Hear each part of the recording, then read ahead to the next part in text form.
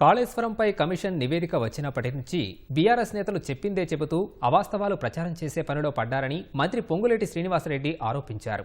ప్రాజెక్టుకు మంత్రివర్గ ఆమోదం, కేంద్ర ప్రభుత్వం అనుమతులు అన్నిటిపైన అసెంబ్లీ వేదికగా ప్రజలందరికీ నిజాలు చెబుతామని స్పష్టం చేశారు.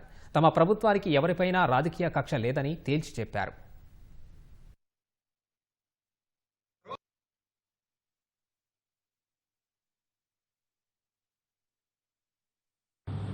మిత్రులు చెప్పిందే చెప్పి పాడిందే పాడి అబద్ధాన్ని నిజంగా, నిజాన్ని అబద్ధంగా చిత్రీకరించాలని తాపత్రయపడుతూ ఏ రిపోర్ట్ అయితే వచ్చిందో ఆ రిపోర్టు వచ్చిన దగ్గర నుంచి భయభ్రాంతులకి గురవుతూ ఏదో ముందుకు ముందే ఊహించుకుంటూ వారు అవాక్కులు చవాక్కులు ఏవైతే పేరుతున్నారో, ఏవైతే మేము కేంద్ర ప్రభుత్వం నుంచి 11 పర్మిషన్లు ఉన్నాయి, ఈ కాళేశ్వరం కట్టడానికి కేబినెట్ అప్రూవల్ ఉంది, కేబినెట్ అప్రూవల్ ఉన్నది అనేది కూడా ఎంత పచ్చి భూతో ఆ 11 అప్రూవల్స్ అంతే ఉంది.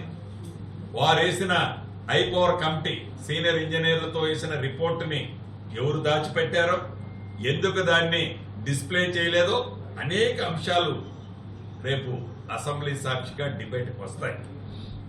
చివరగా ఒకటి చెప్పదలుచుకున్నాం, ఈ ప్రభుత్వం ఎవరి మీద కోపం లేదు, ఉద్దేశపూర్వకంగా ఎవరిని ఇబ్బంది పెట్టాలని ఈ ప్రభుత్వం ఆలోచన కానే కాదు. ఈ ప్రభుత్వం పేదోడు పక్షాన పోరాటం చేసే ప్రభుత్వం, పేదోడికి అండగా ఉండే ప్రభుత్వం.